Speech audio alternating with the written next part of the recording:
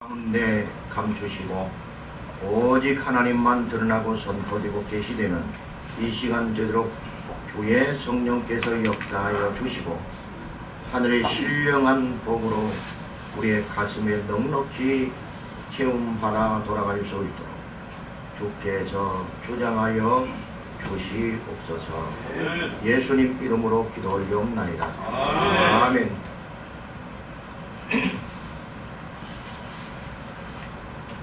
세계 4대 마라톤 대회를 꼽으라고 한다면 뉴욕 마라톤, 보스턴 마라톤, 이 두 개의 마라톤 대회는 미국에 있는 거고요.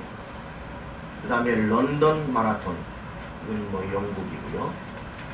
노르탕 마라톤, 네덜란드가 이제 주최하고 있습니다. 물론 우리도 서울 마라톤도 있고 여러 가지 우리나라에도 있습니다. 국제대회들이 있습니다. 그 중에 최고의 역사를 자랑하는 것은 보스턴 마라톤이라고 합니다. 1897년에 처음 개최되어서 지금까지 지속되고 있다고 합니다. 해마다 자신의 한계를 극복하고 세계 정상을 차지하는 선수들이 배출되고 있습니다.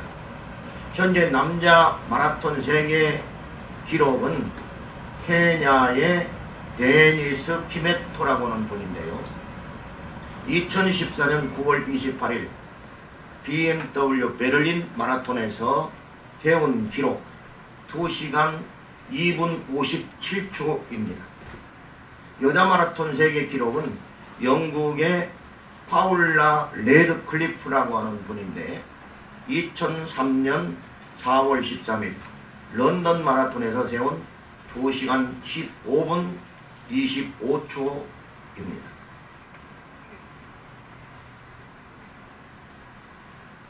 우리나라에서 가장 빠른 마라토너는 이봉주 선수 말할 것도 없습니다. 그는 육상 선수로서는 성공하기엔 매우 불리한 왼발이 248mm, 오른발이 244mm 이러한 신체 구조를 가진 소위 짝발이었습니다.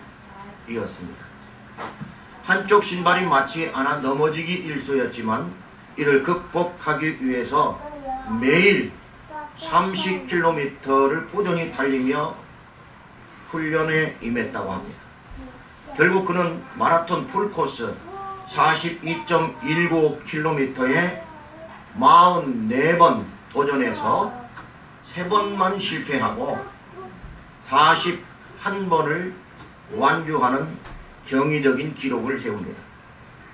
세계 마라톤 선수권자들의 완주 횟수가 평균 7에서 8번이라고 하는 것을 감안한다면 이봉주 선수가 41번을 완주했다고 하는 것은 가히 상상할 수 없는 기록입니다. 그가 완주한 거리를 합산해 보면 1729.995km입니다. 이는 정식 경기에서 완주한 거리를 계산한 것일 뿐 이보다 몇 배 많은 거리를 훈련 과정에서 달렸을 것이 분명합니다. 그는 마라톤 대회를 준비할 때마다 약 4,000km 안팎을 연습했다고 합니다. 그렇다면 그가 달린 거리를 어림잡아 계산해 봐도 20만 킬로미터는 될 거다. 이것을 서울에서 부산을 왕복하는 거리로 계산해 보면 250번을 마라톤으로 왔다 갔다 했습니다. 일본 도쿄까지를 계산해 보면 90번 정도를 왕복한 거리입니다. 그의 인생 자체가 달리기였다 해도 과언은 아니라는 사실입니다. 그는 1996년 애틀랜타 올림픽에서 3초 차이로 은메달을 받게 됩니다. 2000년 도쿄 올림픽에서는 8초 차이로 은메달을 획득합니다. 그래서 그는 불운의 2등 전문 마라토너라는 별칭을 얻게 됩니다. 그런데 엎친 데 덮친다고 2000년 27회 시드니 올림픽에서는 레이스 도중 넘어지는 관계로 24위에 그치게 되었고, 그 일로 모든 사람들이 그의 마라톤 인생은 이제 끝났다 라고 얘기했습니다. 하지만 그는 포기하지 않고 다시 도전했습니다. 그 결과 2개월 후 후쿠오카 국제 마라톤 대회에서 준우승, 그리고 2001년 105회 보스턴 마라톤 대회에서 우승을 하게 됩니다. 2002년 14회 부산 아시안 게임에서 2연패로 금메달을 목에 걸게 되었고요. 2007년 서울 국제 마라톤 대회에서 우승을 석권하고 난 후 그는 2009년 3월 서울 국제 마라톤 대회를 14위로 마감하면서 40살의 나이로 현역에서 공식 은퇴하게 됩니다. 이로써 마라톤 풀코스 41번의 완주 기록과 2000년 2월 도쿄 국제 마라톤 대회에서 세운 2시간 7분 20초의 한국 최고 기록은 현재까지 깨지지 않고 있습니다. 그는 가난에서 벗어나고자 시작했던 마라톤이라고 했습니다.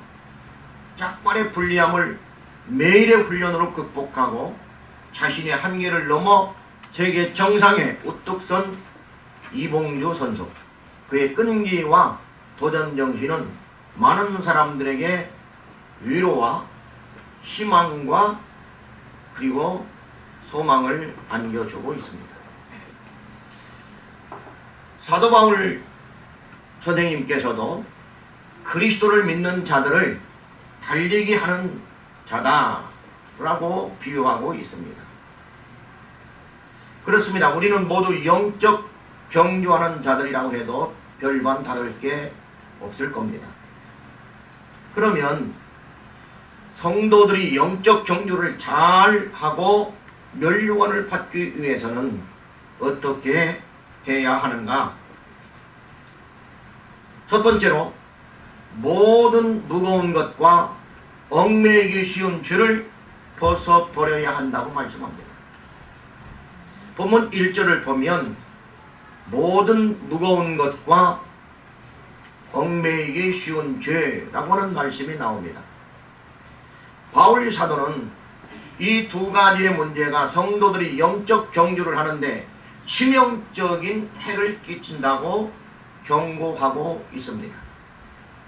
달리기 선수에게는 체중이 가장 큰 적이라고 합니다.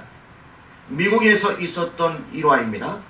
올림픽 100m 달리기에서 금메달을 차지했던 선수가 친선 경기에서 우승하지 못한 일이 발생하게 됩니다. 기자들이 몰려와서 1등을 못한 이유를 물었습니다. 그 선수의 대답은 간단했습니다. 체중 때문입니다. 올림픽 때에 비해 체중이 조금 늘었는데 그것이 결정적인 패인이 되었다고 고백했습니다. 그렇습니다. 달리기 경주를 하는 자들에게 체중은 바로 적이 되는 것입니다. 그러면 성도들이 영적 경주를 잘하기 위해서 어떤 것을 벗어야 하는가? 첫 번째는 모든 무거운 것을 벗어버리라고 말씀하고 있습니다. 우리가 믿음의 경주를 잘하기 위해서는 반드시 경계해야 될 적들이 있는데 그 적들을 물리치기 전에는 그 누구도 우승할 것이라 장담할 수 없습니다. 아니, 장담해서는 안 될 것입니다. 그러면 그 적들은 무엇인가? 본문 1절에 나오는 모든 무거운 적이라고 하는 말은 헬라어 옹콘이라고 하는 단어입니다. 이 옹콘이라는 단어는 몸이 붓는다, 체중이 늘어난다는 의미로서 짐으로 불어난 무게를 가리킵니다. 예를 들어서 말에게 짐을 가득 실었습니다. 그러면 말만 가는 것과 같지 않지요. 말은 자기 몸무게를 끌고 가야 되고 플러스 얹혀진 짐만큼 자기의 에너지를 소비해야 되는 것입니다. 여기 무거운 짐이라고 하는 말이 그런 뜻입니다. 우리의 삶의 무게, 우리가 예를 들어서 1km를 가는데 우리가 쓰는 어떤 칼로리가 정확하게는 우리가 알 수는 없습니다만은 사람마다 또 다를 수 있고, 예를 들어서 1칼로리를 쓴다고 봅시다. 그런데 거기에 내 체중 외에 다른 삶의 무게가 얹혀져 있다면 더 힘들 것은 말할 것도 없고 칼로리를 더 쓰는 것은 더 말할 필요가 없을 것입니다. 바로 이러한 우리의 삶의 영적인 무게로 느껴질 만한 어떤 것들을 얘기할 때 여기 모든 무거운 것, 옹콘이라고 하는 단어입니다.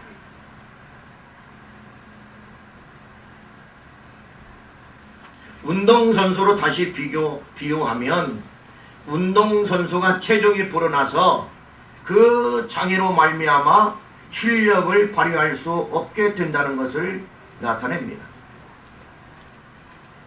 사업하는 사람에게 비유한다면 자기 자본금, 자기 돈 플러스 은행에서 차용한 아니면 남에게 빌린 돈, 이게 이제 자본금입니다. 자산이라고 하는 겁니다. 이걸 다 쓰고도 빚이 넘쳐난다. 그럼 사업을 접어야 되겠죠. 이건 굉장한 사업을 해나가는데 어려움을 느끼게 하는 짐이 되는 겁니다. 무거운 것들은 우리 주변에 너무 많이 널려 있습니다. 예를 들어서 어떤 사람에게는 소극적인 성격이 무거운 짐에 해당될 수 있습니다. 또 다른 이들에게는 취미생활이, 직장 동료들이, 작품 활동이, 낚시 취미가, 축구가, 또 다른 어떤 철학적인 사상이나 도덕적 민감성이 무거운 짐이 될 수 있습니다. 심지어 예수 믿는 주변 친구들이 무거운 짐이 될 수도 있는데 그들은 이렇게 말할 수 있습니다. 아니, 꼭 오후 예배나 수요 기도에 가야 되는가? 그렇지 않아도 천당 갈 수 있어. 예수만 믿으면 되잖아. 금요 기도에는 갈 필요 없잖아. 믿기만 하면 구원받는데 주일날 예배 드렸으면 됐지. 주중에 무슨 기도회야? 너는 참 믿어도 별나게 믿는다. 이런 말하는 기독교인이라고 할까요? 글쎄 뭐 교회 다니는 사람이라고 할까요? 그런 친구들이 얼마든지 주변에 있을 수 있습니다. 그런 친구들과 어울리기 시작하면 얼마 가지 않아서 영적인 몸이 무거워집니다. 마음이 편치 않습니다. 갈등하게 됩니다. 그러다가 주저앉게 되는 겁니다. 이런 것들은 꼭 죄라고 말할 수는 없습니다. 그러나 죄가 아니더라도 우리 몸을 무겁게 하는 것들임에는 틀림없는 사실입니다. 오히려 죄가 되지 않기 때문에 안심하고 끌어안고 있다가 언젠간 낭패를 당하게 된다는 사실을 여러분 아셔야 됩니다. 우리가 영적 정주를 잘하기 위해서는 이처럼 주변에 도사리고 있는 모든 무거운 것들을 가차없이 벗어버려야 합니다. 만약 이런 것들을 별것 아닌 것으로 치부한다면, 우리의 생활이 용납한다면 얼마 가지 않아 우리 모두는 침몰하게 될 것이 분명합니다. 두 번째, 성도의 영적 경주를 잘하기 위해서 버려야 될 것이 있는데 그것은 얽매이기 쉬운 죄를 벗어버리라고 말씀합니다. 성도가 영적 경주를 하는데 방해되는 것이 무거운 것 외에 또 하나가 있습니다. 그것은 죄라고 말씀합니다. 무거운 것이 소극적인 것이라면 죄는 적극적인 사실입니다. 그래서 죄는 항상 자기 의지와 관계가 있습니다. 자기 생각과 의지에 의해서 전개됩니다. 본문은 얽매이기 쉬운 죄에서 이 죄라고 하는 헬라어 텐 하마르티안, 기본형은 하마르티아라는 단어인데요. 이 하마르티안이라는 단어가 단수로 사용되었다는 사실입니다.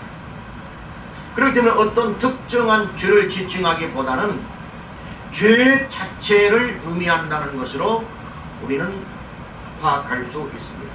여기서는 경주를 하는 과정에서 경험하게 되는 연약성을 가리킨다, 이렇게 볼 수 있습니다. 그리스도인들은 믿음의 경주하는 과정에서 불필요하며 장애물이 될 만한 모든 것을 벗어버리고 경주해야 한다는 사실입니다. 죄는 마치 덫과 같습니다. 사냥꾼들이 짐승을 잡기 위해 덫을 놓습니다. 이 덫은 모든 살아있는 동물들을 얽어맵니다. 아무리 발빠른 사슴이라도 한번 덫에 걸리면 주저앉을 수밖에 없습니다. 신앙생활도 마찬가지입니다. 죄의 덫에 한번 발목이 잡히면 아무리 신앙생활을 잘하던 성도라 할지라도 금방 주저앉게 된다는 사실입니다. 시브리서를 받은 독자들에게도 그들만이 알고 있는 구체적인 죄가 있었던 듯 합니다. 이로 인해서 아름다웠던 신앙생활의 먹구름이 덮이기 시작했다고 하는 사실을 전제로 한 말씀입니다. 우리도 마찬가지입니다. 만약 자기만 아는 어떤 죄를 숨겨놓은 자가 있다면 언젠가 그 죄가 드러나 자신을 얽어맬 것이 분명합니다. 시브리인과 똑같은 비극을 당할 것입니다. 무거운 죄짐을 지고 천국의 지상대까지 오를 사람은 한 사람도 없다는 것을 바울 사도는 이야기하고 있습니다. 우리는 죄의 그림자를 감추려 하지만 성령께서는 날마다 우리의 양심의 문을 여시고 죄의 실상을 들춰내게 될 것입니다. 때문에 우리는 수시로 어떤 죄가 발목을 잡고 있는지 살펴보아야 합니다. 이를 위해 기도로서 깨어 있어야 합니다. 말씀 앞에 부복해야 합니다. 말씀이 지적하면 아멘 하고 회개의 열매를 맺어야 합니다. 죄는 우리의 영적 발목을 얽어매는 사탄의 덫이라는 것을 명심하시기를 바랍니다. 무거운 것과 죄를 벗어버리지 않고는 다름질을 잘할 수 없습니다. 본문에 쓰인 벗어버린다 라고 하는 동사는 한 번의 행동을 말합니다. 두 번, 세 번 벗는 게 아니라는 겁니다. 운동선수가 올림픽에 나가서 이제 자기 차례가 됐을 때 입고 있었던 추리닝 등을 모두 벗고 팬티 하나로 라인에 서는 겁니다. 그때에 구경하는 사람들이 야하다, 외설적이다 이렇게 말하지 않습니다.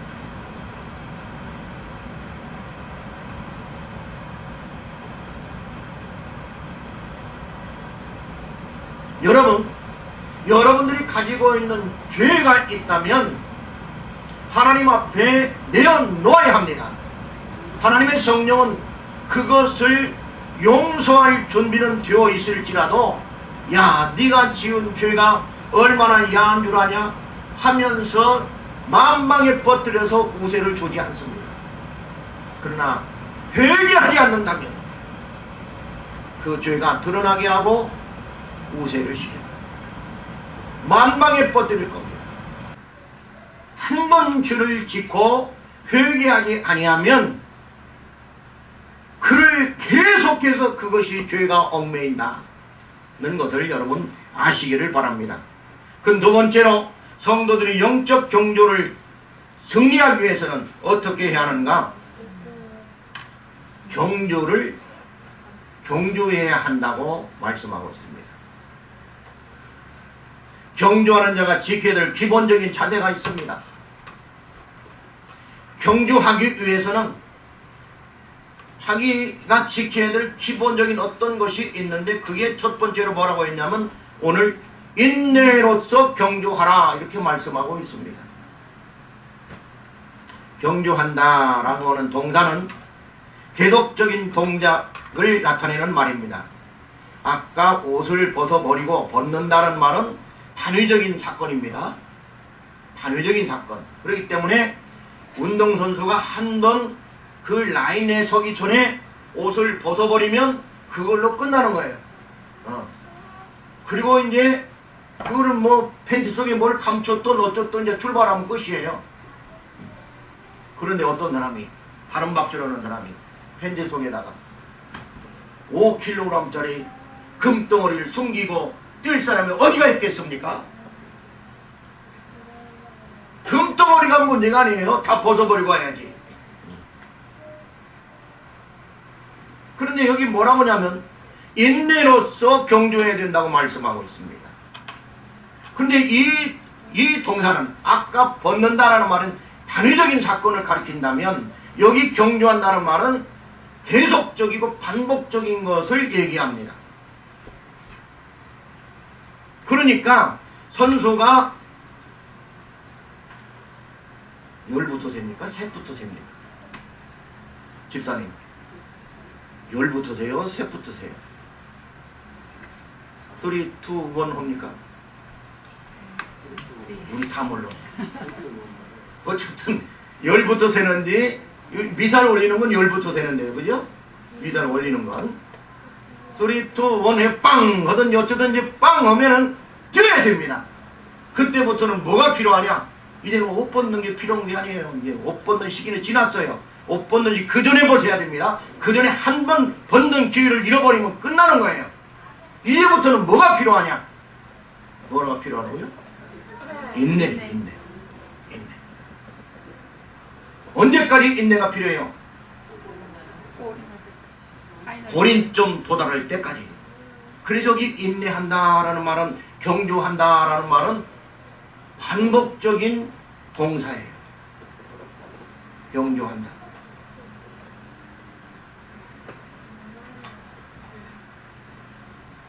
저자는 경주자들보다 그 먼저 앞서 경주를 마친 수많은 증인들이 우리를 응원하고 있다고 진술함으로써 수신자들의 용기를 북돋우고 있습니다. 그리스도인들이 처한 고난이 아무리 어렵더라도 인내해야 한다고 권면하고 있습니다.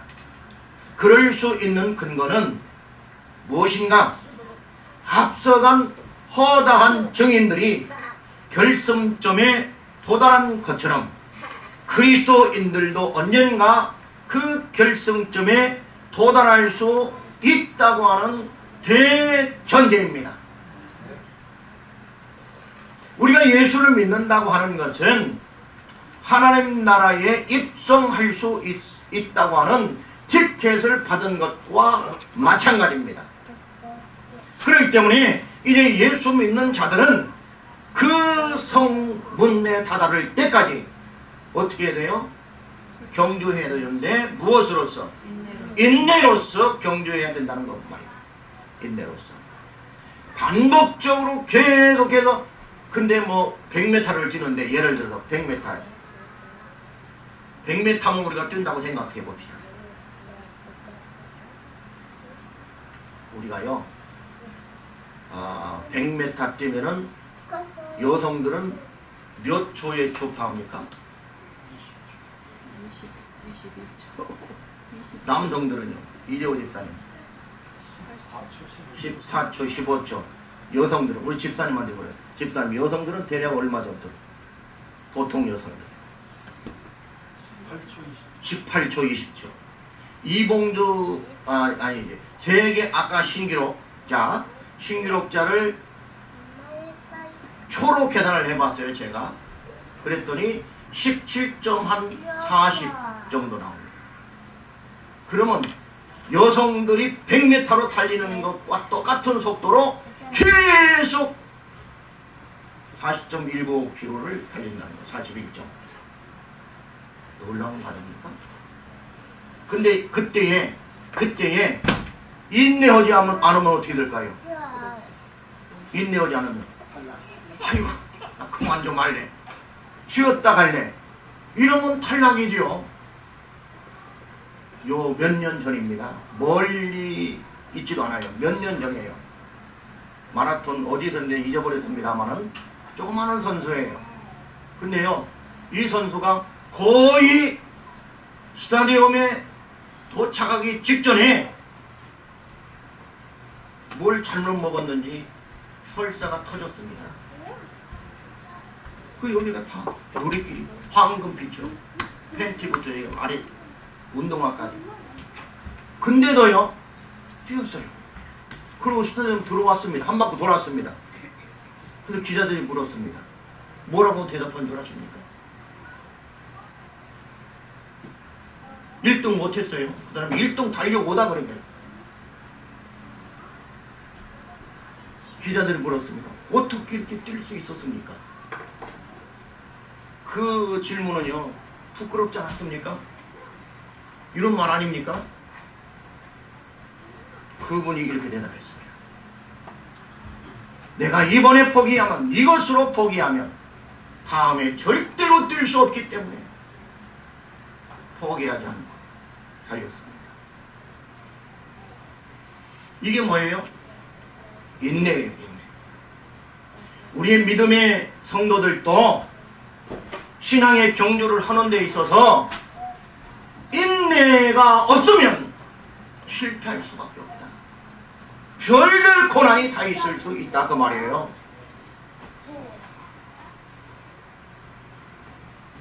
인류 선수들이 체중을 조절하기 위해서 얼마나 고생을 하는가. 뜨거운 사우나에 들어가서 오랫동안 땀을 흘려서 체중을 내리기도 하고 이것저것 먹고 싶어도 체중 때문에 먹지 않기도 한답니다. 1초라도 기록을 갱신하기 위해서 인간적인 어떤 정마저 냉정하게 끊어버리는가 하면 고독한 훈련을 반복 계속적으로 한다고 합니다. 이러한 일련의 훈련 과정은 선수에게 있어서 하나의 고난이라고 할 수 있습니다. 고난이라고 이렇게 정의를 내리다 보니까 고난에는 세 가지의 시점이 있을 수 있다는 것을 제가 생각했습니다. 고난에는 세 가지 시점이 있습니다. 첫째로는 과거의 고난이 있습니다. 이것은 통과한 고난입니다. 과거의 죄 때문에, 그러기 때문에 우리가 한번 용서받고 회개했으면 과거에 내가 지은 죄 때문에 고민할 필요가 있다 없다? 없다는 거예요. 이미 지나간 것들은 이미 지나간 거예요. 그런데 사람은 과거의 죄로 인해서 용서를 받고 또 용서를 해줬는데도 또 가서 용서해 주세요, 또 가서 용서해 주세요. 만약에 그런다면 용서해 준 사람이 귀찮아 죽을 거예요. 우리는 그럴 필요가 없습니다. 그렇기 때문에 과거의 죄로 인해서 그것이 올무가 되는 경우가 있는데, 용서를 받았어도 올무가 되는 경우가 있는데, 사탄 마귀는 우리에게 어떤 마음을 심어주냐면, 따라서 돼. 죄책감, 논가며 죄책감을 심어줍니다. 야 홍종찬, 너 같은 놈이 무슨 목사냐? 너 과거에 이런 짓 했잖아. 근데 내 그분 하나님 앞에 용서를 구하고 회개하고 했거든요. 근데 자꾸 사단이 마음속에 홍종찬, 너 같은 놈이 무슨 목사 노릇해? 내려와. 너 같은 사람이 무슨 장로야? 너 같은 사람이 무슨 집사야? 어떻게 네가 교인이냐? 뭘 심어줘요? 죄책감을 심어줘요. 그러나 여러분, 여기에 놀아나면 안 됩니다. 사탄은 우리 마음속에 죄책감을 심어준다 할지라도 정말로 진실로 하나님 앞에서 여러분이 회개하고 용서받았다면 그런 모든 죄책감을 떨쳐버려야 됩니다. 이것은 바로 과거에 일어난 사건이기 때문입니다. 두 번째로는 현재 당하는 고난이 있을 수 있습니다. 현실에 나타난 고난으로서 무엇인가를 얻기 위해서 지금 당하는 고난입니다. 여러분들에게도 지금 당하는 고난이 있을 수 있습니다. 경제적으로, 가정적으로, 자녀 때문에, 부부지간 때문에 여러 가지 고난이 있을 수 있습니다. 그러나 그 모든 것들은 언젠가 지나가고 마는 일들이라고 하는 것을 여러분 믿음으로 깨달아야 됩니다.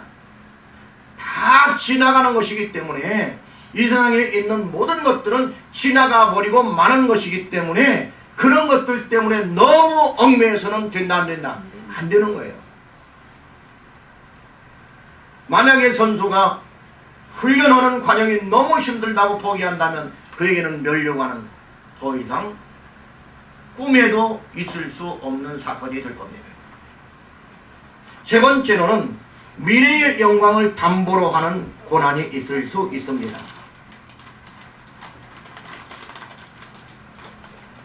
태릉 선수촌에는 500여 명의 각종 선수들이 날마다 고난도의 훈련을 하고 있다고 합니다.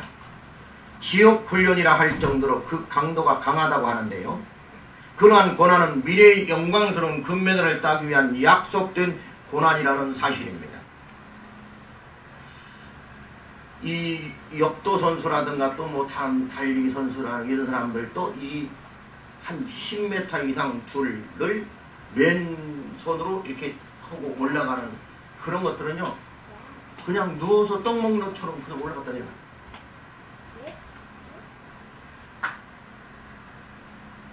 우리는 그 손 한 번도 못 움직여요, 이렇게. 내 체중 때문에.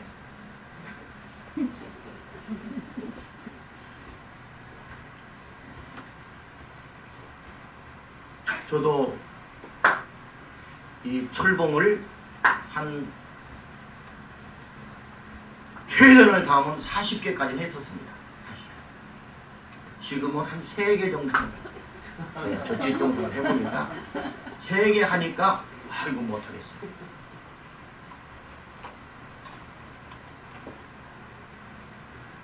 그러니 이제는 금메달 따기는 다 틀렸죠. 성도들에게도 경주가 있는데 약속된 영광의 멸류관을 얻기 위해서는 현재의 고난을 참고 견디고 미래에 있어질 목적을 이루기 위해서 최선을 다해야 된다는 겁니다. 믿음의 경주는 멈춰서는 안 됩니다. 끝까지 인내로서 경주해야 합니다.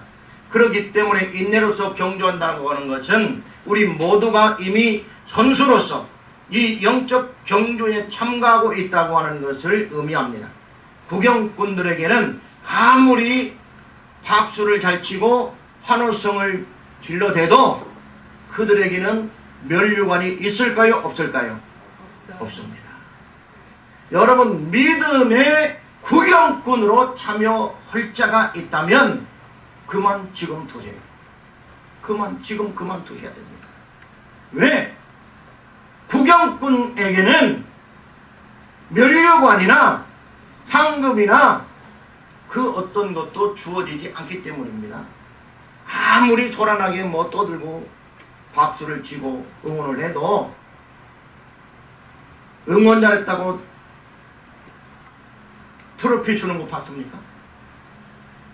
물론 교회에서 응원 잘했다고 박수 잘 쳤다고 격려의 상을 주는 건 가끔 있습니다. 그러나 프로페셔널한 경기에서 그런 것은 있을 수 없습니다. 영적 경기는 바로 이런 프로와 같습니다. 왜 그런 줄 압니까? 법칙대로 하기 때문에. 법칙대로. 이게 같은 거예요. 프로페셔널한 것도 법칙대로 합니다. 정해진 법에 의해서 그대로 하는 거예요. 영적 전투도 뭐예요? 법칙대로 하는 거예요. 내 마음대로 하는 게 아니에요. 그런다면 뭐 내 맘대로 상급받을 수 있다면 얼마든지 살지요. 이게 공통점이라 그 말이에요. 그래서 두 번째로는 이제 첫 번째로 인내로서 경주해야 된다면 두 번째로는 규칙에 따라서 경주해야 한다는 거예요. 규칙에 따라서. 바울은 디모데후서 2장 5절에서 운동선수의 비유를 들었습니다. 거기에 보면 이런 말씀이 있습니다. 경기하는 자가 법대로 경기하지 아니하면 승리자의 관을 얻지 못할 것이며. 여러분 이 말씀을 들을 때 어떤 생각이 듭니까?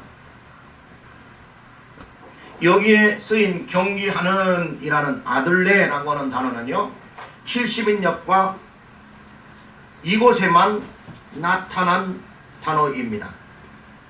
경기한다, 경쟁을 뜻하는 아들로스라고 하는 단어에서 파생된 단어로서 분투하다, 경쟁하다 라고 하는 뜻입니다. 그리고 법대로 라고 하는 말은 경기의 규칙을 의미하는 것으로서 경기 규칙을 어긴 운동선수는 자격을 박탈당하거나 혹은 경기 결과를 무효로 하는 것을 의미합니다. 동계올림픽에서 1등으로 들어왔는데 남을 밀친 것이 드러나서 꼴등이 된 사람들도 있었고요.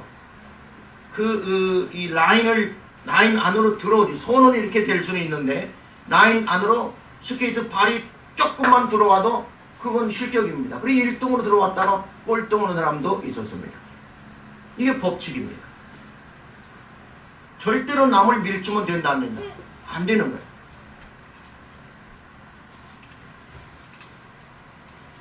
디모데는 자신의 사역이나 삶에 있어서 복음을 따라 복음의 법칙을 따라서 행해야 된다고 하는 것을 바울은 이야기하고 있는 겁니다. 디모데에게. 우리 믿는 성도들은, 더구나 지도자들은 복음의 법칙을 따라서 그 복음만 증거하고 그 복음만 전해야 된다는 거예요.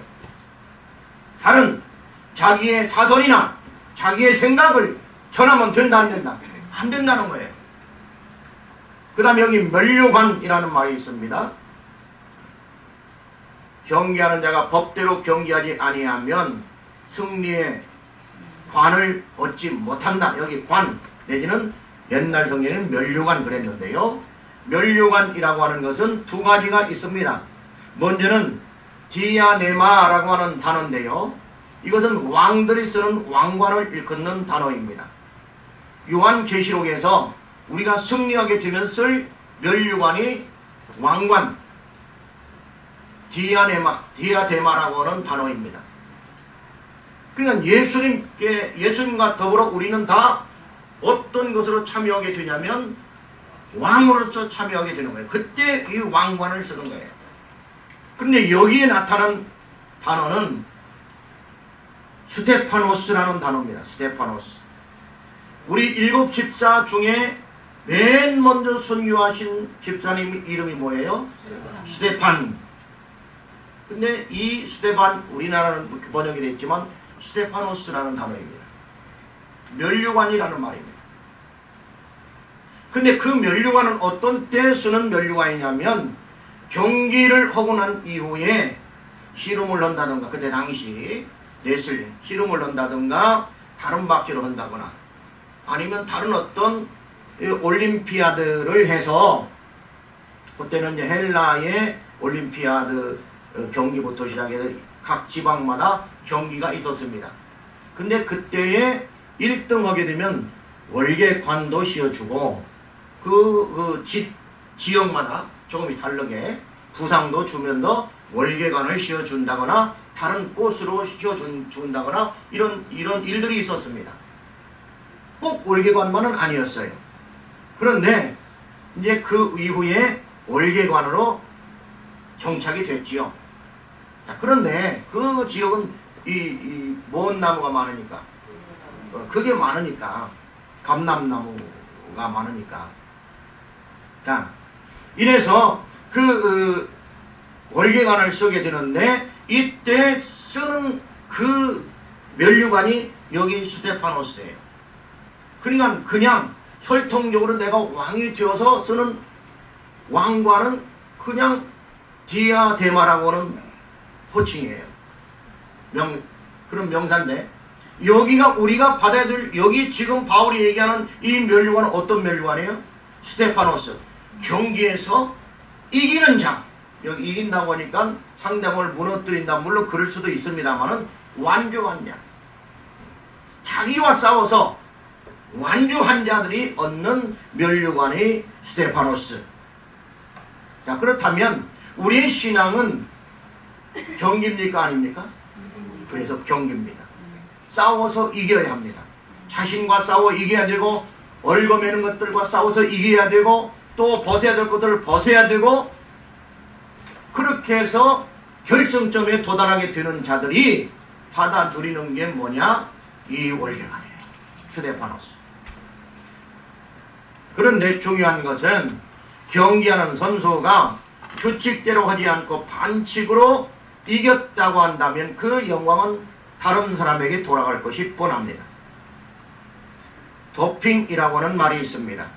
이 말은 운동 경기에서 운동선수들이나 경주마들에게 경기력 향상 등을 목적으로 부정하게 사용되는 약물을 가리키는 속어인 도프, DOPE에서 유래된 용어로서 흥분제나 근육 증강제 따위의 약물을 경구, 입으로 먹거나 내지는 주사 등의 방법으로 투여, 복용하는 행위를 일컫습니다. 그래서 운동선수들은 시합 전에 모두 다 도핑 검사를 해서 부정한 선수를 가리는 겁니다. 말들도 하는 걸로 알고 있습니다. 한때 100m 달리기에서 1등을 하고도 후에 이런 사실이 드러나서 금메달을 박탈당한 경우가 여러 번 있었습니다. 달리기나 스케이트 종목에서 선수가 자기 라인을 벗어나 달리면 실격 처리됩니다. 이 모든 것이 상대 선수의 진로를 방해해서는 안 된다고 하는 규칙에 따른 겁니다. 신앙생활도 마찬가지입니다. 하나님이 정하신 규칙대로 살아야 합니다. 우리는 날마다 자기 자신을 돌보아야 합니다. 나는 지금 다른 박질하는 신앙생활을 잘 규칙대로 하고 있는가? 오늘은 예정된 코스를 제대로 달렸는가? 우리 권영길 집사님께서 하루를 마치고 자기를 돌아보는 글들을 가끔 올립니다. 이런 거죠. 내가 제대로 오늘 살았는가? 내 인생이 제대로 가고 있는가? 하나님의 말씀대로 제대로 살고 있는가? 그 말이죠. 만약 그렇지 않다면 원인이 무엇인지 돌아봐야 합니다. 결과에는 꼭 원인이 있습니다. 달리면 달린 만큼 빨리 돌아왔다면 빨리 들어온 원인과 어떤 과정이 있죠. 그렇기 때문에 원인과 이 과정, 프로세스를 우리가 묵인하고 그냥 무시하고 법대로 하지 않고 야 빨리 갈 수 있는 길이 있어. 그래서 지름길로 확 와버리면 됩니까? 안 됩니까? 안 돼요. 다른 박질 이렇게 체인을 도는데 여기서 발을 이렇게 하면 얼마나 빠르겠어요. 근데 저쪽으로 돌아서 가야 되거든요. 아마 다현이에게 그걸 시킨다면 아무리 규칙을 설명을 해가지고 홍성명이 또 일이 돌아야 돼. 그냥 바로 가면 안 돼. 그러면 바로 가면 안 돼만 생각이 나가지고 바로 갈 거예요. 왜 그렇습니까? 아직 인지 능력이 규칙이 뭔지를 모르기 때문에. 신앙이 어린 사람, 이제 예수 믿기 시작한 사람들은 하나님 말씀의 규칙을 이해하기가 어려워요. 그런데 믿음이 조금 고상해지고 깊이 있어지고 연주가 되면은 누가 뭐라고 할 필요 없어요. 본인이 알아서 신앙생활 하는 거지. 그런데 이것을 못한다면 그 사람은 큰일 난 사람이에요. 큰일 난 사람이에요. 신앙생활 20년 30년 했는데 맨날 똑같다. 다른 생각이 안 들어. 그냥 교회 주일에 한번 가는 거, 그냥 헌금 한번 내는 거, 그거 외에 다른 생각이 전혀 안 들어. 선교할 마음도 안 들고 전도할 마음도 안 들고, 어떻게 교회를 위해서 헌신하지, 어떻게 하나님을 내 인생을 바치지, 하나님의 일꾼으로서 어떻게 내가 살지, 이런 마음이 전혀 들지 않는다면 그 사람은 병들어 있는 사람이다. 병아리 가요. 병들면 어떤 현상이 일어나냐면 친구들은 다 먹이 활동을 하는데 혼자 졸고 있습니다. 병든 거예요.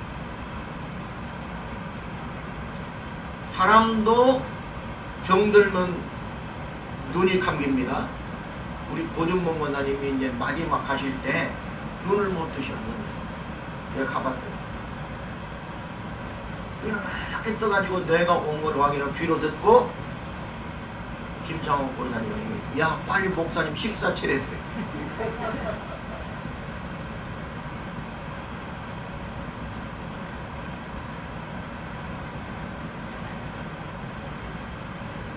닭이 병들면 눈을 감아요. 사람도 병들면 영적인 눈을 감아버리는 거예요. 안 보이는 거예요. 말씀을 봐도 안 보이고, 어려움을 당하는 친구를 봐도 안 보이고, 동료를 봐도 안 보여요. 왜? 영적으로 눈이 감겨져 있으니까. 그럼 세 번째로 성도들이 영적 경주를 잘 하기 위해서 본문은 이렇게 말씀합니다. 예수님만 목표 삼아야 한다. 자, 이 말씀은 제가 길게 얘기하지 않습니다. 이 세 번째는 왜? 본문에 정확하게 명시되어 있기 때문입니다. 5가지로 말씀합니다. 첫째로는 예수님은 믿음의 주가 되신다고 말씀해요. 믿음의 주가 되신다. 우리 믿음의 주님이 누굽니까? 예수님이죠. 예수가 그리스도임을 믿고 또 그리스도가 주 되심을 믿는 거예요. 하나님께서는, 아버지 하나님께서는 모든 이 세상의 주권을 누구에게 양도했습니까? 아들 그리스도에게 양도했습니다. 그렇기 때문에 1차적으로 우리는 예수가 그리스도임을 믿을 뿐만 아니라 2차적으로는 그 그리스도가 이 세상의 주인 되심, 주권이 있음을 믿어야 하는 거예요. 아멘. 두 번째로는 그분이, 그 예수님이 우리를 온전케 하신다, 이렇게 말씀했습니다. 온전케 하시는 예수. 이 세상에서 온전케, 우리를 퍼펙트하게 할 수 있는 분은 오직 그분밖에 안 계신다. 우리의 죄를 완벽하게 용서할 수 있는 분은 세상의 판사가 아니고 변호사가 우리를 변호해 줄 수 있는 게 아니에요. 누가? 예수 그리스도가 우리를 온전케 한다.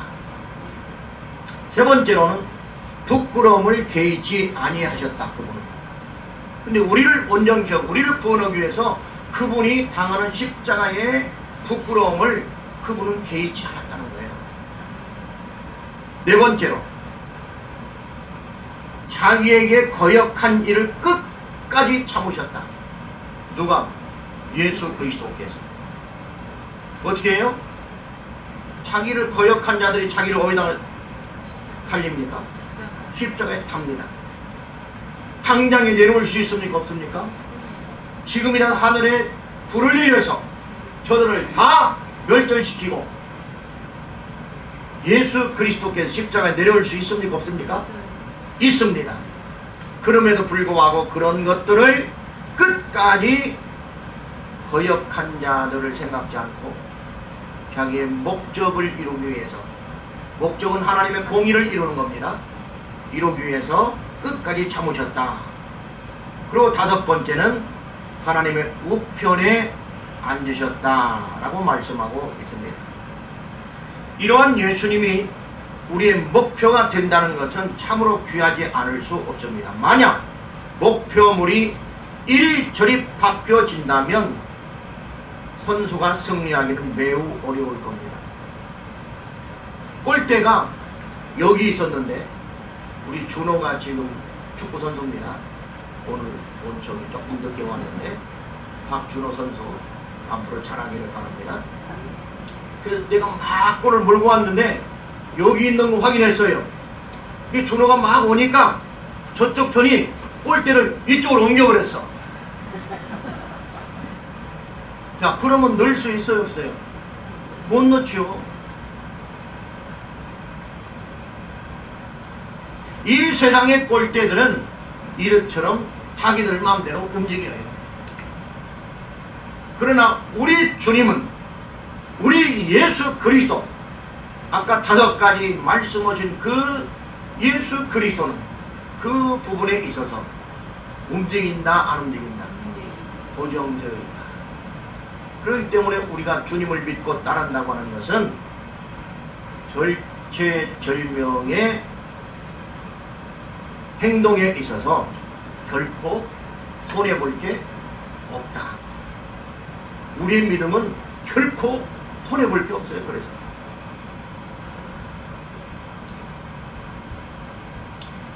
우리는 모두 영적 경주라는 자들입니다. 성도들이 영적 경주를 잘하기 위해서는 모든 무거운 것과 얽매이기 쉬운 것을 벗어버려야 한다고 말씀했습니다. 그리고 경주를 끝까지 경주해야 한다 말씀했고요. 그리고 예수님만 우리의 목표로 삼아야 한다 라고 말씀했습니다.